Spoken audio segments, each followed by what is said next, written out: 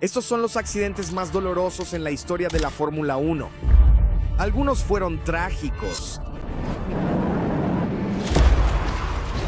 y otros nunca debieron haber ocurrido. La barrera de seguridad se volcó. Como un pájaro contra la cabeza. Es 1960. Chris Bristow tenía 22 años y era la estrella emergente de Gran Bretaña. Llegó a Spa-Francorchamps en 1960, listo para demostrarse a sí mismo en el circuito más peligroso de la Fórmula 1. El Spa original era un circuito de carretera pública con curvas ciegas y barreras de seguridad mínimas. Era una trampa mortal esperando la primavera.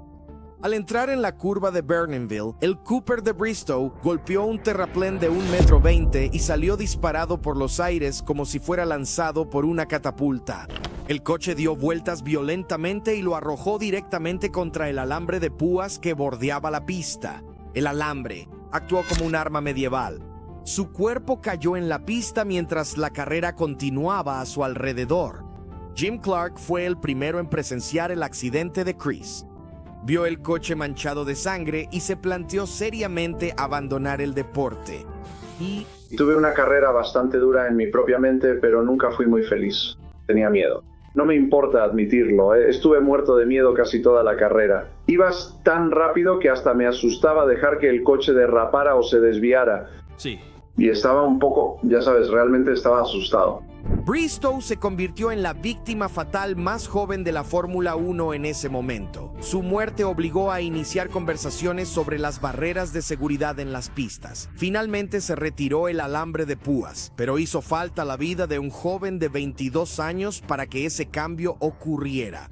Apenas 5 vueltas después de la muerte de Bristow, llegó la de Alan Stacey, la otra joven promesa británica, un piloto talentoso que merecía algo mejor. Estaba corriendo a través del espacio, en la rápida sección de vial de Spa, cuando la naturaleza intervino. Un pájaro chocó contra su rostro a 140 millas por hora. El impacto probablemente lo dejó ciego o lo dejó inconsciente al instante. Su auto se salió de la pista, atravesó setos gruesos y cayó 25 pies en un campo abajo donde estalló en llamas. Stacey quedó atrapado dentro de los restos en llamas, 2 de las muertes más horribles en una sola carrera. Incluso con una actitud temeraria en ese entonces, Spa 1960 hizo que todos se dieran cuenta de que la F1 tenía serios problemas tanto con el diseño de los circuitos como con los accidentes imprevisibles. Su amigo Ines Ireland lo llamó la muerte más extraña en una carrera que había visto. El impacto con el pájaro demostró que incluso los eventos aleatorios podían ser fatales sin la protección adecuada en la cabina. Esto impulsó a la Fórmula 1 hacia un mejor diseño de cascos y cabinas cerradas, capaces de soportar impactos inesperados. Cada época tiene a su niño prodigio, y en los años 70 ese era Tom Pryce, quien corría para el equipo Shadow a los 27 años. Mientras remontaba posiciones y apuntaba al primer lugar en Kyalami, a Pryce le informan por radio que el auto de su compañero se ha quedado parado en la pista, pero la carrera debe continuar. Mientras Tom volvía a concentrarse en su carrera, las cosas empeoraron de repente. El auto de su compañero se incendió y los comisarios intentaron intervenir antes de que fuera demasiado tarde. Pero eran los años 70. No había comunicación por radio entre el equipo de rescate y la dirección de carrera. Solo 2 jóvenes tratando de apagar el fuego. Frederik Jansen van Vuren se metió en la trayectoria de Pryce justo cuando el galés coronaba la colina a 270 kilómetros por hora. Entonces sucedió lo inevitable. Van Vuren fue atropellado y murió al instante. El auto de Pryce no se detuvo y el extintor se convirtió en un proyectil mortal, golpeando el casco de Tom. Su sombra continuó por la recta con una escena trágica por delante. Los espectadores estaban horrorizados. Esta tragedia obligó a la Fórmula 1 a prohibir permanentemente los cruces aleatorios de pista. Monza 1961 fue la carrera más importante en la vida de Wolfgang von Trips. Estaba luchando contra su compañero Phil Hill por el campeonato mundial en lo que debería haber sido el mayor momento de Ferrari. El mejor piloto de Alemania se quedó a solo unos puntos de hacer historia. En la segunda vuelta, al acercarse a la curva parabólica, Von Trips se desvió lateralmente hacia la trayectoria de Jim Clark. El Ferrari de Trips, tras tocar el Lotus de Clark, chocó contra una valla y rebotó. El Ferrari de Von Trips dio 2 vueltas, chocó contra la barrera de seguridad, luego rebotó y golpeó el coche de Clark antes de lanzarse contra los espectadores apiñados a 130 millas por hora. Lo que sucedió a continuación fue un horror absoluto. Clark recordó el momento fatal. Él me pasó y cuando pisó los frenos se desvió. Pensé, Dios no puede hacer esto, ¿sabes? Y al desviarse, simplemente se metió justo contra mi lado. Jackie Stewart salió del coche para ayudar a Von Trips en medio de una escena de caos y devastación en la pista. El coche se desintegró en el impacto. Von Trips fue expulsado y murió a causa de una fractura en el cuello. 15 aficionados inocentes que vinieron a ver la carrera también murieron. Phil Hill ganó el campeonato ese día, pero nunca volvió a ser el mismo. Von Trips estaba a punto de alcanzar un título mundial.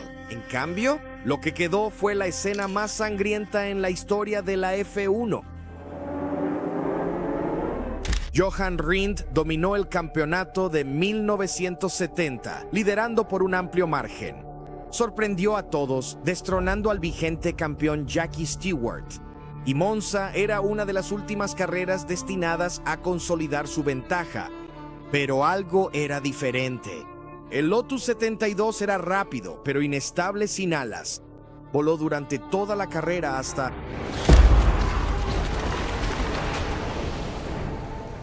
Su eje de freno delantero derecho falló al entrar en la curva parabólica. Nadie entendía lo que había pasado hasta que el sonido de las ambulancias llenó el aire. Resultó que el coche había salido de la pista y chocó de frente contra un soporte de barrera mal instalado. Sin embargo, el impacto en sí no fue la causa, fue más allá. Rindt se había quitado los cinturones de regazo para poder evacuar más rápido en caso de incendio, una práctica común en esa época.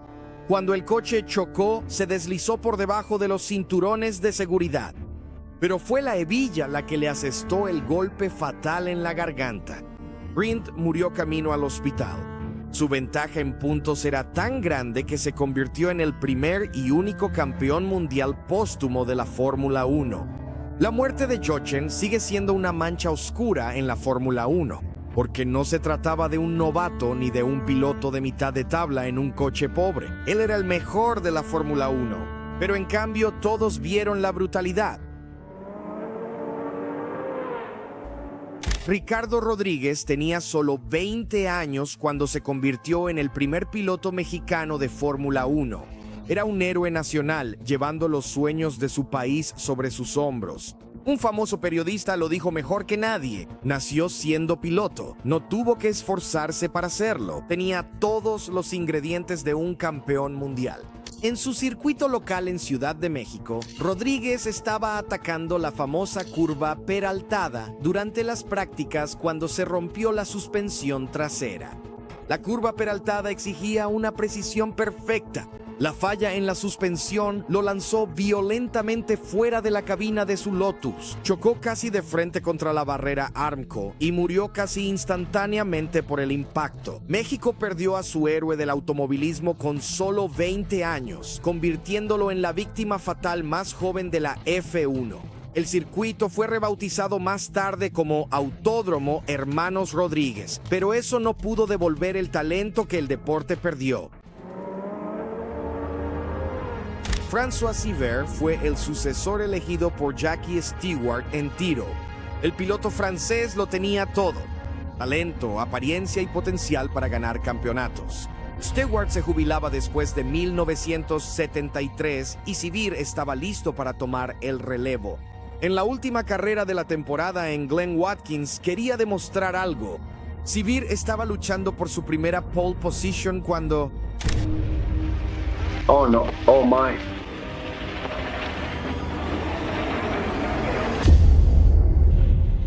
perdió el control en la sección S de alta velocidad. Su Tyrrell golpeó los bordillos. Giró lateralmente y se estrelló contra la barrera Armco a 150 millas por hora. La barrera no solo detuvo el auto, atravesó el habitáculo como un abrelatas. La parte delantera del auto fue arrancada por completo. Jackie Stewart llegó al lugar momentos después, pero lo detuvieron. No podían dejar que viera lo que le había pasado a su compañero, su amigo. Fue un espectáculo terrible, terrible. Nunca he visto algo igual. La muerte de Seville obligó a la Fórmula 1 a rediseñar tanto los habitáculos como las barreras. El deporte aprendió que el equipo de seguridad debía absorber la energía, no atravesar los autos. Pero haría falta algo aún más horrendo para que eso sucediera. Helmut Koenig tenía 22 años y competía en su segunda carrera de Fórmula 1. El novato austriaco llegó a Watkins Glen en 1974 con sueños de dejar su huella en el deporte.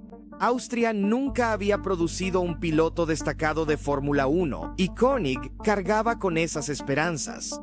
Durante la carrera, su Surtees sufrió una falla en la suspensión en la curva 7 y chocó de frente contra la barrera Armco. A primera vista, el accidente parecía ser sobrevivible. Sin embargo, la barrera estaba mal instalada. El riel inferior se dobló por el impacto, mientras que el riel superior permaneció en su lugar, creando un hueco mortal. Como lo describió un testigo, su auto pasó por debajo de los travesaños superiores del Armco y el superior causó un impacto letal. El equipo de seguridad se convirtió en un dispositivo de ejecución. Exactamente un año después de François, en la misma pista y por la misma causa, las barreras. Durante años, Jackie Stewart libró una batalla solitaria para hacer las carreras más seguras. Solo después de una presión implacable, circuitos como Watkins Glen finalmente reforzaron sus barreras. Roger Williamson apenas comenzaba su carrera en Zandvoort en 1973. En la octava vuelta, la barandilla de seguridad se volcó. La barandilla de seguridad se volcó. Volcado boca abajo, el auto se incendió. Roger Williamson iba a 140 kilómetros por hora cuando una llanta reventó sin previo aviso. El auto se volcó y de inmediato se incendió, con Williamson atrapado dentro de la cabina. David Burley, su amigo cercano, abandonó su propia carrera y corrió a toda velocidad por la pista para ayudar. Desesperadamente intentó voltear el auto en llamas mientras Williamson gritaba desde dentro del fuego. Burley tomó un pequeño extintor de los comisarios, pero fue inútil ante el calor intenso. Los comisarios no se acercaron a ayudar, dejando a Burley luchando solo contra el fuego. Bueno, debes recordar que yo acababa de salir de un auto de carreras. La adrenalina la tenía a tope. Él era un muy buen amigo mío. Quizás sea comprensible que la gente no quiera acercarse a un auto en llamas.